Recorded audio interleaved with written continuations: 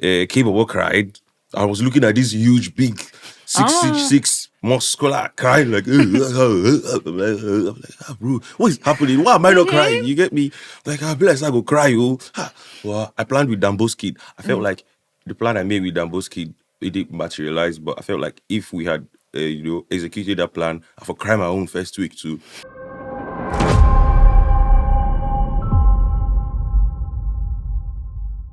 Hello, welcome back to another episode of Your Weekly Tea. I'm Princess Hopkins, and as I like to say, clock it. Today I've got the Ex Big Brother Naija housemates with me, Denari and Tracy. How are you today? I'm doing great. Woke up to the cold Lagos rainy season, everywhere cold and chill. It was a slow start, but I'm doing great. Yeah, what about you? I'm doing well. I'm doing good.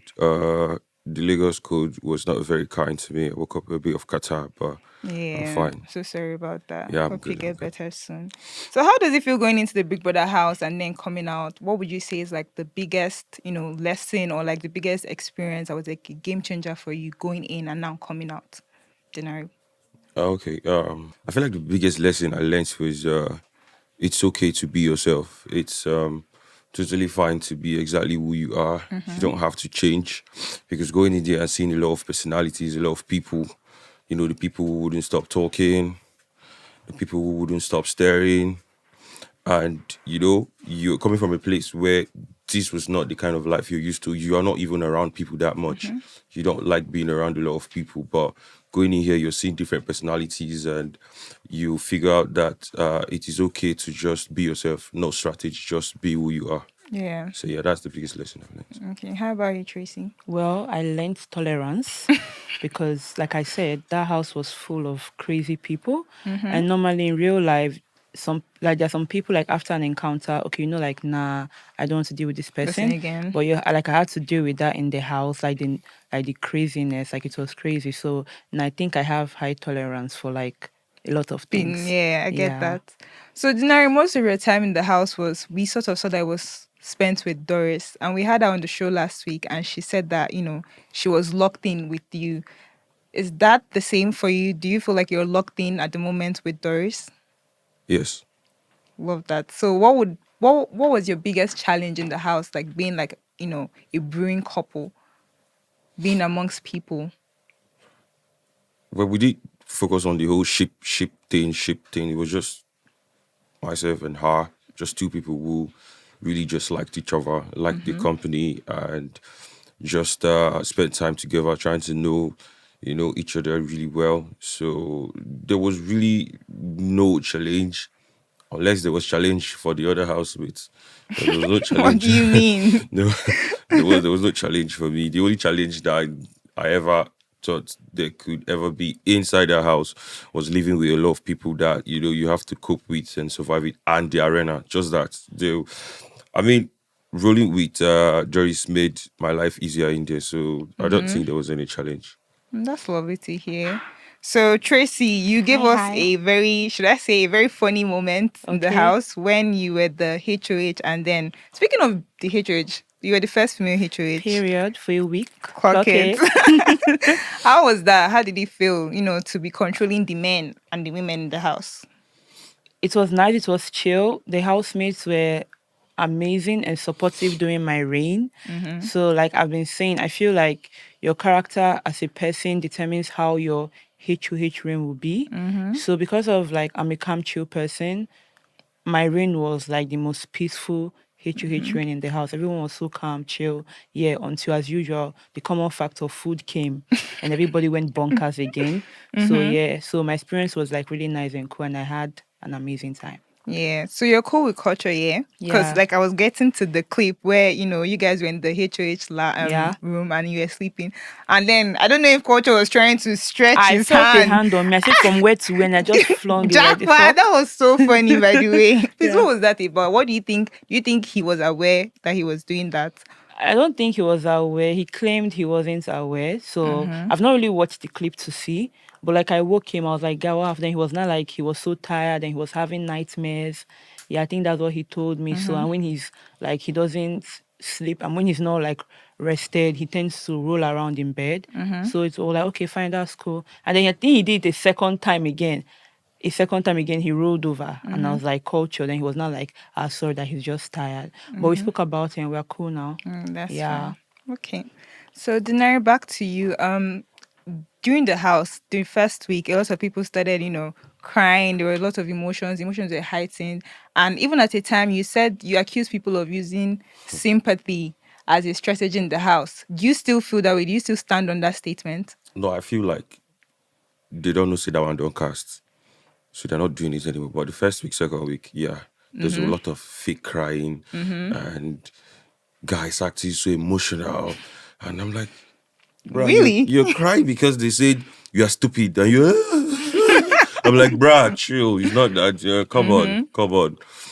But as it progressed, people started clocking, stop crying anyhow. Stop. I started hearing it not just from me, from other people too. Before they go cry again, before they go, then they cry again. So people started noticing, we like say that level down. Cast. So they stopped, they reduced it. But yeah, initially there was a lot of, over heightened Yeah. emotion from the guys, especially. The ladies were not even crying. It was the guys. Who was the first the person guys you that were gave like, drama this season? Like the guys, I'm like, what's happening? It was crazy. Any small thing, they'll flip, they'll start shouting, or they'll be crying. They'll be like, the guys this season are crazy, but it's cool. but who do you think did the most in the house in terms of that? Denari, I'm going through this question to you. I mean, while you were in the house, who did you think as at then was doing the most? Because your opinion might have changed now. Yeah, but now, I mean, Rude Boy cried.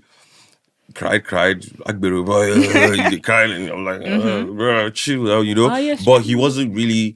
I felt like maybe it's over because he didn't really expect people to like him like that, But Mensan, for me, Mensan was this Port Harcourt boy. Let me be Port Harcourt boy. So this one, But Mensan was crying. If you just say, oh, I miss my mother. I'm like, bro, Mensan, he could say, oh, I love my mom so much. Like, nobody here hates their mom. I'm not saying love your mom is a beautiful thing, you get me? But chill, chill. He'll just fling out his mom's picture and be like, this woman is the reason. She's the reason. I'm like, bruh, calm down, bruh. Like, But yeah, people cried, but Benson cried too. But I felt like he was the crier, crier of criers. K-Bobo cried. I was looking at this huge, big 6'6" muscular crying like, I'm like, bro, what is happening? Why am I not crying? You get me? Like, bless, I go cry, Well, I planned with Dambo's kid. I felt like the plan I made with Dambo's kid, it didn't materialize, but I felt like if we had, executed that plan, I for cry my own first week too. Maybe I've seen push me. I go, they bullied me when I was in primary six. But eventually, I think everybody just clocked that. People are beginning to feel like these tears the housemates are clocking it, clocking the fake tears and clocking the fake fights too, that people were just overreacting and trying to like get angry and get into a fight for no reason. To so create content. they just piped down on it. And the fights we had subsequently was like really original, really authentic fights that people that really got into real fights. That was what happened subsequently eventually. So yeah. Speaking of, using sympathy as a strategy, because we the viewers sort of feel like Imisi is sort of being, bullied or being ganged up against. But you were in the house. Why do you think we have the perception of Mrs. is the one bullying us? Please, how? Come How on, is she doing took that? all the spoons and the forks and things. And like personally, with the Missy thing, I feel like so in the house, I saw Missy doing her stuff, but I feel like people were putting too much effort. Like there's some things she would do, and I'm like, it's not affecting you personally. Like, so why are you bothered? Like to me, I didn't feel like they were bullying her, but I felt like they were doing too much because she would do some things, and I'm like, how is it bothering you? Like she wanting to make her own meal, as far as she gets her own protein. Like there were things that I feel like people were overreacting. But I said she has wahala during my reign too. We had like 2 arguments. She has her wahala and all, but I felt like people were giving her, what should I call what she does? Her gimmicks a lot of attention. Yeah, so that's what I felt, because I was like, because I even said, you guys leave this girl because now it's giving bullying. Like why so much? Because in the house I was like, are you guys getting too much and all? But Emisi was not being bullied, but I just felt like the attention, the housemates were giving her the attention she wanted, and it's working for her. So kudos to her, good strategy. I wish I thought of that. I'm happy for her. Please, Tracy. Yeah, and she also has like Faith is constantly always, people think he's always coming at her? Is there something that we're not seeing that, I mean, I don't know, but I'm happy because at the beginning it was looking like Emisi was getting bullied. Then it started looking like Faith was getting bullied. Bullied? So when the bullied and the bullied were now fighting each other, I was like, thank God, it's good. The bullied fight each other and all. But I feel like Faith and Emisi are two very distinct characters. They're very different people. And Faith is more like, if it's A, it should be A. And Missy is Yeah. like, no, it's B. So like that's why they keep clashing and all. And yeah, but the only time like I actually, because I felt like most of their fights is like difference in opinions or things they are doing. But the only time I actually disagreed with Faith was that kerosene incident. Yeah. How I went about it. That Too one I told far. him, he really messed up and everything. So yeah, that's all I have to say about Faith and Missy. Yeah. So what's next for you, Tracy? Me? Yeah. Okay, so first of all, in the like professional career, I plan to like further do my masters, and then I plan to delve into like entertainment, like short series, series films, like do some skits, content creation, like create content, vlogs, and all. So that's what I want to start with, and I'll now grow. Lovely. Yeah. Love that. What about you, Denari? What's next for Big D? Yeah, it's mostly edited that would be revolving around creativity. I think entertainment. Uh, before coming into this, I knew when I leave this place, I start doing the music proper. Now it will be official. Now at least I have some sort of popularity. Yeah. So now I can start dropping these things that I've always had in my phone, in my notepad, everything. I feel like these are really good songs and people would, so now, yeah, the music and acting. Yeah, I want to go into acting. I want to go into movies. And it was inside the house that my fellow housemates were also telling me that, bruh, your voice, you do this Big Brother impression, and then you do this jingle sound that looks like it's coming straight from a radio station, you know? And you should consider voice roles, voice acting, voiceovers and all that. I think you're going to kill it. I'm like, Yeah.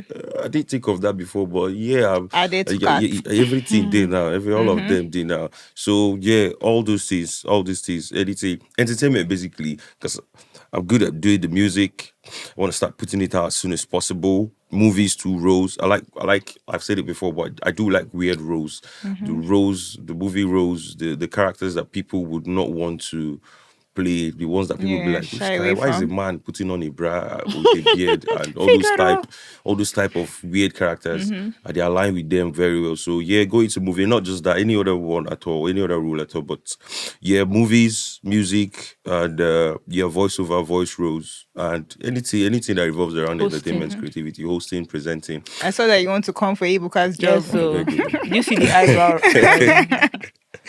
But yeah, I can't wait to see the great things that you guys have in store for yourselves and, execution and all of that. It's so lovely having you on the show today. Thank you so so much. much. Thank you. All right, guys, it's a wrap for today. See you in the next episode. Bye. Bye, guys. Bye.